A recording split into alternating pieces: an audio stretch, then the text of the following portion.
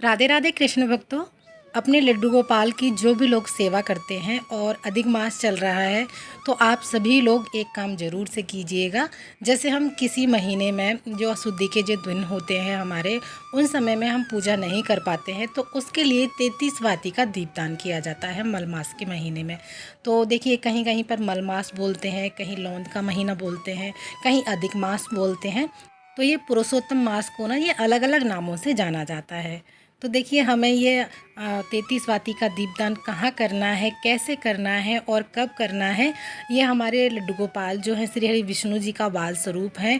और मल मास के महीने में श्री हरि विष्णु जी की पूजा करने का बहुत अधिक विधान होता है। साथ में ही हमारी माता लक्ष्मी प्रसन्न होती हैं। तो इस तरह से हम कॉटन ले लेंगे और कॉटन की छोटी छोटी 33 बातियाँ बना लेंगे अलग अलग।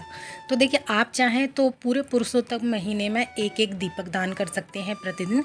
आप चाहें तो आटे का दीपक बनाकर दान कर सकते हैं, या आप मिट्टी का दीपक भी ले सकते हैं।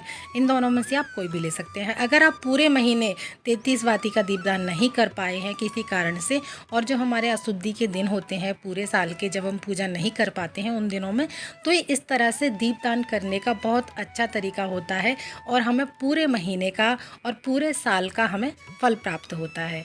तो इस तरह से मैंने 33 बातियों को तैयार कर लिया है। आप ये दीपक सरसों के तेल का, तिल के तेल का, फिर चाहे आप देसी घी का भी जला सकते हैं। हमारे विष्णु भगवान को तिल का तेल जो है वो अति प्रिय है, तो आप चाहे तो तिल के तेल का यहाँ पर प्रयोग कर सकते हैं।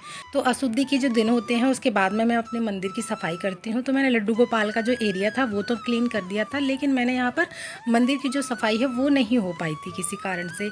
और ठाकुर जी के जो बेड की है बेडशीट भी मैंने चेंज कर दी थी। तो अब मैं इसको मंदिर को भी साफ़ सफाई कर लेती हूँ, और साथ में जो कपड़ा इसमें बिछा हुआ है ये भी गंदा हो जाता है, तो इसको भी मैं हर बार जब भी मंदिर की साफ़ सफाई करती हूँ तो चेंज कर देती हूँ।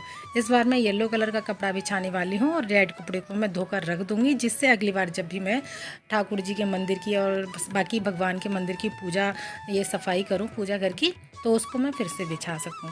तो अच्छे से मैं एकदम से गीला कपड़ा करके, मैंने सूखे कपड़े से पहले गीले कपड़े से पोंछ देंगे, फिर सूखे कपड़े से इसको पोंछ देंगे। और जब भी आप अपने मंदिर की साफ़ सफाई करें, तो हमें जो हमारे मंदिर में भगवान अथवा मूर्तियां होती हैं, तो जो पीतल की मूर्तियां हैं उन्हें आप स्नान करा सकते हो। बाकी की जो तस्वीर है उनको आप गीले कपड़े से और हल्के हाथों से पोंछकर फिर से विराजमान कर सकते हैं। देखिए, हमें मंदिर पोंछने के लिए अलग से कपड़ा रखना है, और साथ में ही जो तस्वीरें पोंछनी हो उसके लिए हमें अलग से कपड़ा रखना है। और वैसे भी मुझे गाँव जाना है, फिर गाँव से वापस आऊँगी तो मंदिर काफ़ी गंदा भी हो जाएगा, तो इसलिए मैं मंदिर की साफ़ सफाई करके जाऊँगी, फिर आकर के कर दूँगी। तो इस तरह से गीले कपड़े से मैंने सारी तस्वीरों को पोंछ दिया है। मंदिर की अच्छे से डीप क्लीनिंग हो गई है। हमारे जो भी भगवान स्नान वाले हैं उनको स्नान करा दूंगी और उनको यथा स्थान पर विराजमान कर दूंगी। साथ में हमें लड्डू गोपाल को भी स्नान कराना है। तो देखिए, आप बताती हूँ कि हमें 33 वाती का दीपदान कहाँ और कैसे करना है।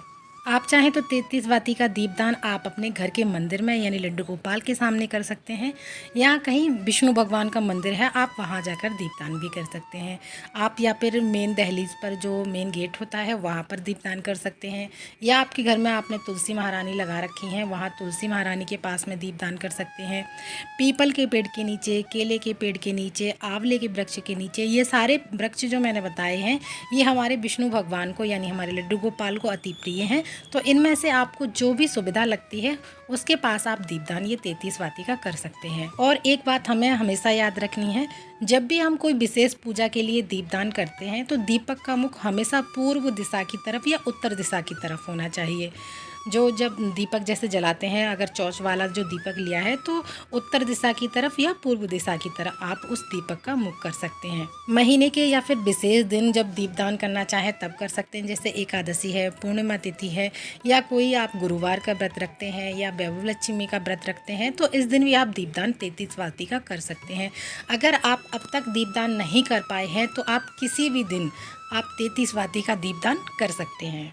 दीपदान हमें कब करना है, किस समय करना है, तो देखिए, या तो आप सुबह के समय में सूर्य उदय से पहले तब आप दीपदान कर सकते हैं, या सूर्यास्त के बाद अंधेरा हो जाता है, क्योंकि दीपक जलाने का महत्व तभी होता है जब वो दीपक उजाला करता है।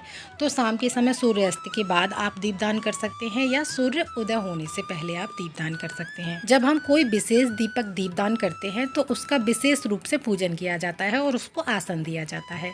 जब भी आप दीपदान करें तो कोई ना कोई एक प्लेट ले लें। प्लेट में आप स्वास्तिक चंदन से या रोली से बना लीजिएगा। आप चाहें अगर आपके पास फूल है तो फूल रख सकते हैं। मिट्टी का, आटे का जो भी आपने दीपक लिया है उस प्लेट के ऊपर रखने के बाद में उसका हमें पूजन करना होता है। रोली या चंदन से हम पूजन करेंगे। अगर आप एकादशी के दिन ये दीपदान कर रहे हैं तो आपको चावलों का प्रयोग नहीं करना है, आप उस दिन तिलों का प्रयोग कर सकते हैं। और मीठे के लिए आप चीनी, गुड़, बतासा किसी का भी भोग लगा सकते हैं उस दीपक को। उसके बाद ही हम यहाँ पर दीपक जलाएंगे। तो देखिए, अगर आप विष्णु भगवान की अथवा लड्डू गोपाल की पूजा सेवा करते हैं तो आप ये अपने घर के मंदिर में लड्डू गोपाल के सामने जला सकते हैं। लेकिन 33 वाती का जब हम दीपदान करते हैं तो उसकी लौ बहुत ज़्यादा होती है, तो खास करके आप सावधानी बहुत ज़्यादा बरतिएगा, उसकी गर्माहट आपके ठाकुर जी को ना लगे। तो कोशिश करें कि तुलसी महारानी अगर आपके घर के मंदिर से बाहर रखी हैं तो आप वहाँ पर जलाइएगा। थोड़ी देर आप उस दीपक से ठाकुर जी की आरती करने के बाद तुलसी महारानी के पास या फिर मेन गेट पर जला सकती हैं इस दीपक को। तो मैंने यहाँ पर इस तरह से आरती करने के बाद मैं ये दीपक तुलसी महारानी के पास रख दिया था, क्योंकि इसकी जो लौ है और धुआं है बहुत ज़्यादा निकल रहा था। 33 वाती का दीपदान करने से हमें पूरे महीने की पूजा का फल प्राप्त होता है। तो जो भी कृष्ण भक्त अपने लड्डू गोपाल की सेवा करते हैं वो पुरुषोत्तम महीने में 33 वाती का दीपदान अपने ठाकुर जी के सामने जरूर से करें। वीडियो में दी गई जानकारी अच्छी लगी है तो कमेंट में राधे राधे जरूर लिखिएगा। इसी तरह की वीडियोस देखने के लिए हमारे चैनल को सब्सक्राइब जरूर कीजिएगा। फिर मिलते हैं अगली किसी और वीडियो में। तब तक के लिए आप सभी कृष्ण भक्तों को राधे राधे।